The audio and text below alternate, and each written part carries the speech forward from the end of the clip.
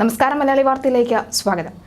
സംസ്ഥാന സർക്കാർ ജീവനക്കാരുടെ ശമ്പള വിതരണമടക്കം തടസ്സപ്പെടുന്ന സാഹചര്യത്തിലേക്ക് സാമ്പത്തിക പ്രതിസന്ധി രൂക്ഷമായിരിക്കുമ്പോഴും നവകേരള സദസ്സിന്റെ കോടികളുടെ ബില്ല് പാസാക്കി തുക അനുവദിച്ചിരിക്കുകയാണ്.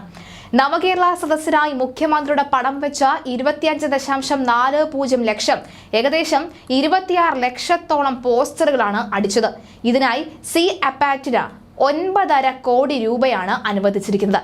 കൊട്ടേഷൻ വിളിക്കാതെയാണ് PRD കരാറ് ഈ ആപ്റ്റിന് നൽകിയത് എന്നതും നിർണായകം. മുഖ്യമന്ത്രിയുടെ കാർഷിക മേഖലയിലെ മുഖാമുഖം പരിപാടിക്ക് 33 ലക്ഷം രൂപയും സർക്കാർ അനുവദിച്ചു. കർഷകർക്ക് പല സബ്സിഡി ഇനങ്ങളിൽ കോടിക്കണക്കിന് രൂപ കുടിശ്ശികയുള്ളപ്പോഴാണ് മുഖാമുഖത്തിന് തുക അനുവദിച്ചത്. ഹോർട്ടികോർപ്പിന് പച്ചക്കറി വിറ്റ വകയിൽ നൽകാനുള്ളത് കോടികൾ.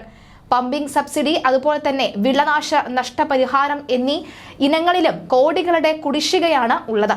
ഇതിനിടയിലാണ് കാർഷിക മേഖലയിലെ മുഖാമുഖത്തിനുള്ള 33 ലക്ഷം അനുവദിച്ചത്. നവകേരള സദസ്സിന്റെ തുടർച്ചയായ പരിപാടിക്കാണ് ചെലവ്.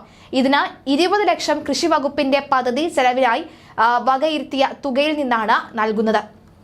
ബാക്കി വകുപ്പിന് കീഴിൽ ലാഭത്തിൽ പ്രവർത്തിക്കുന്ന സ്ഥാപനങ്ങളിൽ നിന്നും പൊതുമേഖലാ ബാങ്കുകളിൽ നിന്നും സ്പോൺസർഷിപ്പായി കണ്ടെത്തും എന്നാണ് ഉത്തരവ്. എന്തായാലും വലിയ രീതിയിലുള്ള ചർച്ചയിലേക്ക് കാര്യങ്ങൾ നീങ്ങുന്നു. ഏകദേശം ഈ 1-ാം തീയതി സാധാരണഗതിയിൽ എല്ലാ സർക്കാർ ഉദ്യോഗസ്ഥർക്കും 1-ാം തീയതിയോടുകൂടി ശമ്പളം നൽകുന്നതാണ്. എന്നാൽ അത്തരം ഒരു നീക്കത്തിലേക്ക് കടന്നില്ല.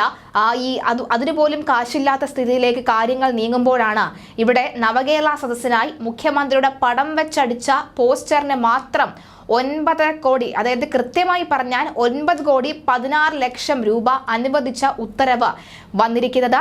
33 ലക്ഷം രൂപ അടിയന്തരമായി തന്നെ മുഖ്യമന്ത്രിയുടെ മുഖാമുഖം പരിപാടിയിൽ അതിനുവേണ്ടിയും അനുവദിച്ചിട്ടുണ്ട് എന്ന സർക്കാർ നിർദ്ദേശം വരുമ്പോൾ, അല്ലെങ്കിൽ രേഖകൾ പുറത്തു വരുമ്പോൾ ഞെട്ടിത്തെറിച്ചിരിക്കുകയാണ് അക്ഷരാർത്ഥത്തിൽ. കാരണം സെക്രട്ടറിയിലടക്കം വലിയ രീതിയിലുള്ള പ്രതിഷേധം ഉണ്ടാകുന്നു.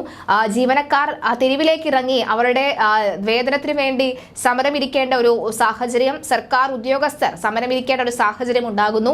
സാധാരണക്കാരന്റെ ഗതി അതിനെക്കാട്ടിലും പരിതാപകരമാണെന്ന കാര്യത്തിൽ യാതൊരു സംശയവുമില്ല. എന്തായാലും ഉത്തരവ് ഇറക്കുമ്പോൾ വലിയ രീതിയിലുള്ള പ്രതിഷേധം അത് സംസ്ഥാന സർക്കാരിന്റെ ഭാഗത്ത് നിന്ന് തന്നെ, അതായത് പലയിടങ്ങളിൽ നിന്ന് തന്നെ ഉയരുകയാണ് എന്നുള്ളതാണ്.